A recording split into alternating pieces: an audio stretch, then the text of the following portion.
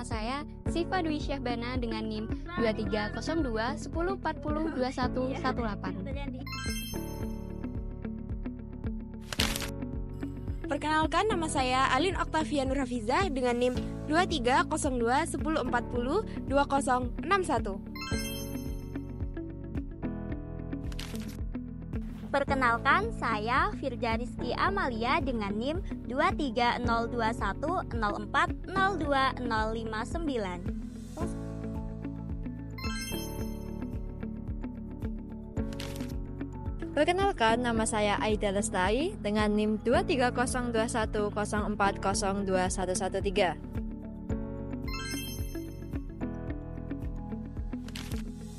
Hai, perkenalkan, saya Vanda Herianti dengan NIM 230210 402 068.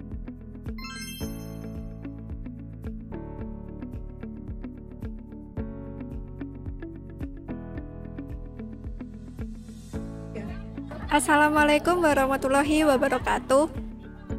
Shalom. Om Swastiastu. Nama budaya. Salam kebajikan.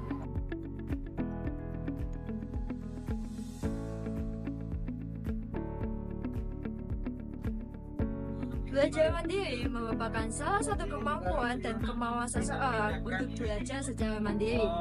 Nah, proses ini melibatkan beberapa komponen, termasuk sikap inisiatif dalam mencari pengetahuan yang lebih luas, baik dengan bantuan orang lain maupun secara mandiri.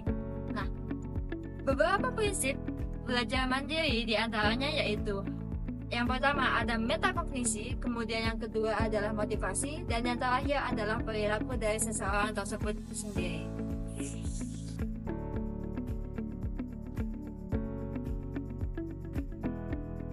Tujuan pembelajaran mandiri ada 4. Yang pertama, meningkatkan tanggung jawab. Tujuan pembelajaran mandiri untuk meningkatkan tanggung jawab peserta didik itu sangat penting, karena di sini peserta didik akan mengontrol secara penuh proses pembelajaran mereka sendiri.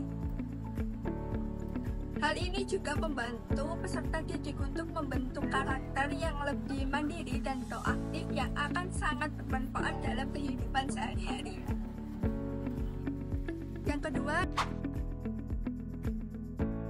yaitu meningkatkan kemandirian. Meningkatkan kemandirian sangat penting karena saat belajar sendiri, peserta didik diajarkan untuk aktif mencari tahu dan menyelesaikan masalah tanpa selalu bergantung pada guru ataupun orang lain. Mereka belajar untuk menentukan apa yang ingin mereka pelajari dan cara terbaik untuk mencapainya. Yang ketiga, yaitu menumbuhkan motivasi. Tujuan pembelajaran mandiri untuk menumbuhkan motivasi sangat penting karena ketika siswa belajar sendiri, mereka bisa memilih apa yang ingin mereka pelajari. Jika mereka belajar tentang sesuatu yang mereka suka, biasanya mereka akan lebih semangat dan ingin mencari tahu lebih banyak lagi.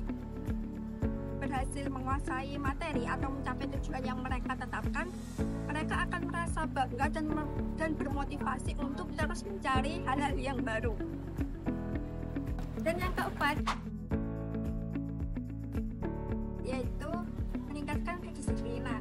Tujuan pembelajaran mandiri untuk meningkatkan kedisiplinan juga sangat penting karena peserta didik akan belajar secara mandiri. Mereka harus bisa mengatur waktu dan menyelesaikan tugas tanpa ada yang mengawasinya. Mereka perlu membuat jadwal dan mengikuti rencana yang sudah dibuat.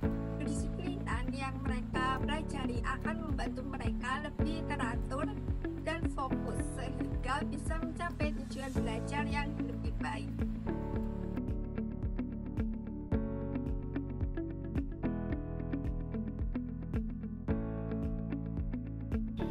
Tahapan pembelajaran mandiri mencakup 4 tahapan. Yang pertama adalah perencanaan atau planning. Artinya, sebelum melakukan kegiatan pembelajaran mandiri, kita perlu mempersiapkan apa saja yang akan diperlukan, seperti tujuan pembelajaran, metode yang akan digunakan, serta mengidentifikasi kebutuhan seperti sumber dan materi pembelajaran. Yang kedua, yaitu implementasi atau pelaksanaan kegiatan, yaitu melakukan kegiatan belajar sesuai dengan rencana yang telah dibuat. Dan yang ketiga adalah pemantauan atau monitoring, yaitu mencatat perkembangan belajar secara berkala dan melakukan evaluasi serta modifikasi rencana jika diperlukan. Kemudian, tahapan yang terakhir atau tahapan yang keempat adalah evaluasi, yaitu melakukan penilaian terhadap hasil belajar secara keseluruhan melalui refleksi dan pengambilan kesimpulan.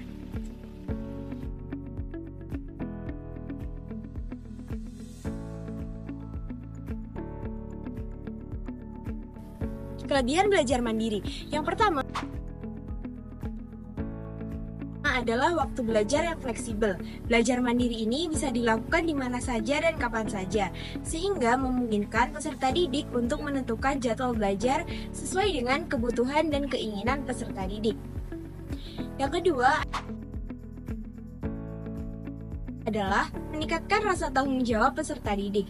Dalam belajar mandiri ini, peserta didik dituntut untuk mengambil inisiatif dan tanggung jawab atas proses belajar mereka sendiri.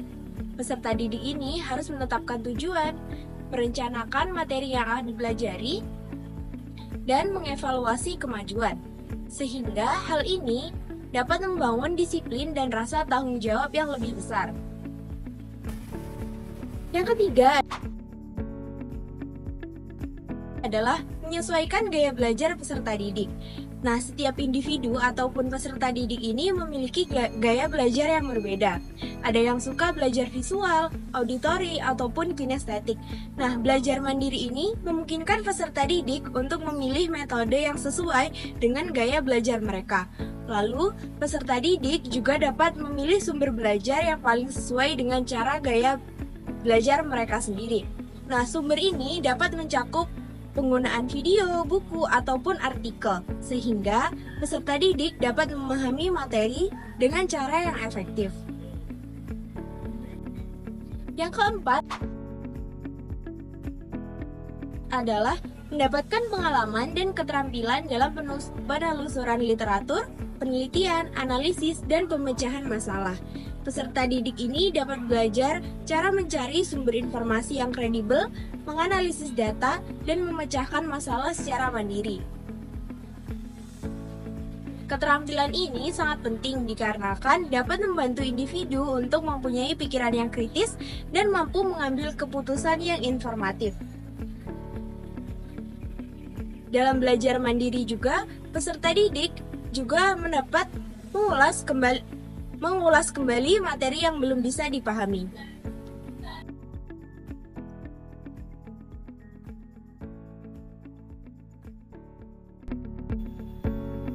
Kekurangan belajar mandiri yang pertama adalah kurangnya motivasi. Nah, tanpa pengawasan, siswa mungkin kehilangan semangat belajar yang dapat mengakibatkan penurunan kualitas pemahaman materi mereka. Hal ini dapat menyebabkan demotivasi di mana semangat untuk belajar itu berkurang. Yang kedua adalah mengurangi interaksi sosial. Nah, tentunya belajar mandiri seringkali mengurangi kesempatan untuk berinteraksi dan bersosialisasi langsung dengan orang lain, dan juga mengisolasi siswa dari interaksi dengan teman sebaya yang penting untuk perkembangan sosial dan emosional mereka. Nah, tanpa interaksi tatap muka, siswa mungkin merasa terasing dan kehilangan dukungan sosial yang mungkin dapat yang penting dalam proses belajar. Yang ketiga adalah pengaruh dari lingkungan.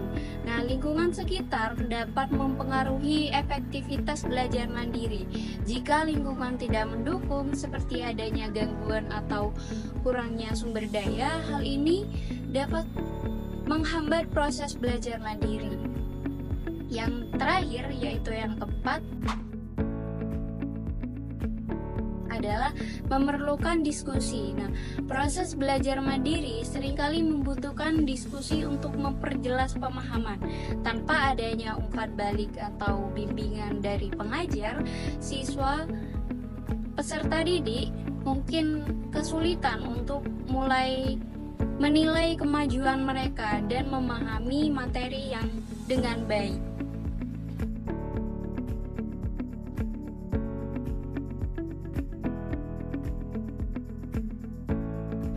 Solusi dari kekurangan tersebut yaitu yang pertama, meningkatkan motivasi dengan cara menetapkan tujuan belajar yang jelas dan berikan apresiasi kepada siswa. Yang kedua yaitu meningkatkan interaksi sosial, contohnya dengan mengadakan sesi diskusi ataupun kelompok atau kolaborasi online untuk berbagi ide. Yang ketiga yaitu mengelola pengaruh lingkungan dari peserta didik dengan menciptakan lingkungan belajar yang kondusif dan bebas dari gangguan sehingga peserta didik dapat belajar dengan nyaman. Yang keempat atau yang terakhir yaitu memfasilitasi diskusi. Diskusi ini dapat dilakukan dengan tatap muka ataupun juga dapat menggunakan platform online seperti YouTube ataupun Zoom untuk mendiskusikan materi dengan teman ataupun mentor.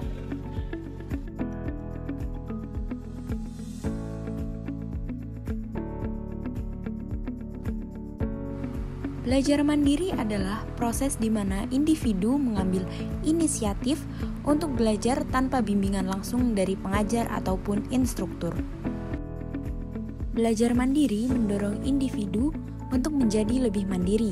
Dengan mengatur waktu dan sumber daya sendiri, seseorang dapat belajar untuk bertanggung jawab atas proses pembelajaran mereka. Salah satu keuntungan utama dari belajar mandiri adalah fleksibilitas. Siswa dapat menentukan kapan dan di mana mereka akan belajar. Proses belajar mandiri seringkali melibatkan pemecahan masalah dan berpikir kritis. Individu didorong untuk menemukan solusi sendiri yang dapat meningkatkan kreativitas mereka.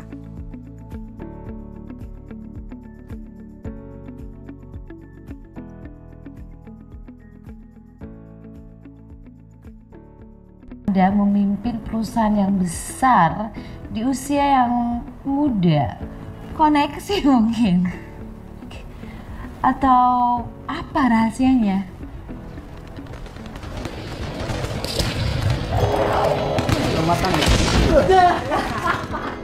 Gue belajar dulu ya, besok ujian fisika. Ya, begini nih, anak pintar dan teladan. Carmuk sama bu guru ya?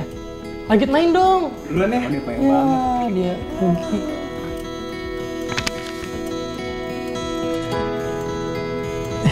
Apaan tuh? Kursus online.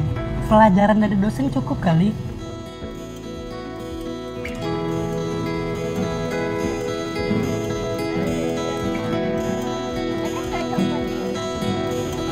Dav, sini.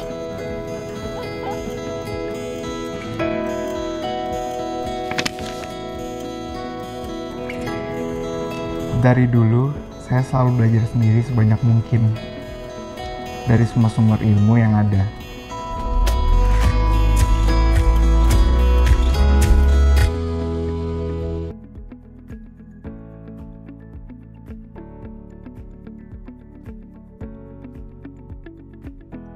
Jadi saya bersama dengan Kak siapa? Perkenalkan, nama saya Jinan Lanswar, bisa dipanggil Jinan.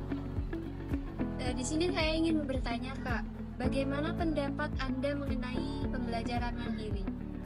Baik, terima kasih. Jadi menurut saya sendiri pembelajaran mandiri ini efektif bagi saya karena saya sendiri jika belajar itu menggunakan metode mandiri. Jadi ketika ada gangguan itu jadi saya tidak bisa belajar. Jadi harus benar-benar fokus dan benar-benar sendiri di ruangan. Menurut Kakak nih, apakah pembelajaran mandiri ini efektif untuk semua jenjang? Sepertinya tidak efektif ya jika anak TK maupun SD di SD kelas awal-awal kelas 1 itu tidak bisa untuk melakukan pembelajaran secara mandiri ya, karena pastinya butuh bimbingan dari guru, juga butuh untuk bersosialisasi dengan teman-temannya. Kemudian yang pembelajaran mandiri ini cocoknya mungkin diterapkan untuk anak usia SMP ataupun SMA karena kan butuh fokus lebih tinggi. Lalu untuk tantangannya sendiri bagaimana menurut Kak Jinan? Menurut pengalaman Kak Jinan sendiri? Dari pengalaman saya pribadi mungkin ada gangguan dari luar karena kan berisik ya, karena rumah saya itu depannya ada kos-kosan, jadi sepeda keluar masuk itu kan cukup mengganggu. Nah, untuk solusinya sendiri tuh saya biasanya mungkin menutup pintu kamar ataupun belajar pada waktu malam hari atau waktu yang sepi. Terima kasih Kak Jinan. Baik, di sini saya bersama dengan Kak siapa? Baik, saya Sekar Arumangesti. Saya ingin bertanya nih Kak, bagaimana pendapat Anda mengenai pembelajaran mandiri? Oke, baik. Menurut saya pembelajaran mandiri itu kurang menyenangkan ya, karena belajarnya itu sendiri dan juga kayak kita tuh harus memahami materinya sendiri. Jadi menurut saya itu saya kurang suka dengan belajar mandiri. Apakah menurut kakak nih, apakah pembelajaran mandiri ini efektif untuk semua jenjang? Menurut saya tidak efektif karena bisa dilihat dari jenjang TK, SD, SMP, dan SMA itu sudah tentu berbeda. Jika jenjang TK itu masih butuh yang namanya bimbingan dari seorang fasilitator yaitu guru ataupun orang tua. Sedangkan kalau SD itu sama saja masih membutuhkan bimbingan dari seorang guru. Kemudian apabila SMP dan SMA sebenarnya sudah bisa berjalan sendiri dalam hal belajar, tapi jika tidak diarahkan sama saja mereka itu masih kayak kurang memahami apa yang sebenarnya mereka akan pelajari seperti itu. Untuk tantangan yang kakak hadapi dan solusinya itu bagaimana? Oke, baik. Jadi tantangan yang saya hadapi selama saya belajar mandiri itu yang pertama, saya kurang memahami materi yang ada. Biasanya kan dikasih LKS itu. Biasanya saya kurang memahami materi yang ada di LKS itu. Kemudian yang kedua, sulitnya mencerna misalnya hitung-hitungan, kan ada rumus itu kok jalannya rumusnya itu gimana, seperti itu. Mungkin untuk solusinya yaitu belajar bersama, karena dengan belajar bersama kalau misalnya kita tidak tahu, kita itu bisa bertanya kepada teman, guru, ataupun siapapun yang ada di tempat tersebut. Kemudian yang kedua, memudahkan kita dalam mengerjakan tugas-tugas yang diberikan oleh guru. Baik, terima kasih Kak Arul. Sama-sama. Baik, di sini saya sedang bersama dengan Kak siapa? Dengan Kak Farira Teres Gatot Putri, biasa dipanggil Farah. Nah, di sini saya ingin bertanya nih Kak tentang pembelajaran mandiri. Bagaimana pendapat Anda mengenai pembelajaran mandiri? Pembelajaran mandiri ini menurutku waktunya kita buat mengeksplor diri. Jadi kalau menggunakan pembelajaran yang jenis ini tuh kita bisa dengan mudah mengeksplor kira-kira keinginannya kita itu yang mana ya, kira-kira gaya kita belajar itu bagaimana ya, seperti itu. Untuk pembelajaran mandiri ini apakah menurut kakak efektif untuk semua jenjang? Kalau menurutku masih belum. Jadi bisa kan jenjang itu dari taman kanak-kanak ya. Taman kanak-kanak itu menurutku masih perlu dibimbing, perlu diperhatikan terlebih dahulu. SD yang masih kelas rendah itu mungkin perlu dibimbing. Tapi kalau sudah SD tingkat yang lebih tinggi, SMP, SMA, bahkan saat ini seperti kita itu di mahasiswa, mungkin itu sudah bisa efektif. Jadi efektifnya itu tergantung jenjang. Untuk tantangan dan solusi yang sudah kakak jalani selama ini bagaimana? Oke, untuk tantangan yang menurut aku itu kadang kita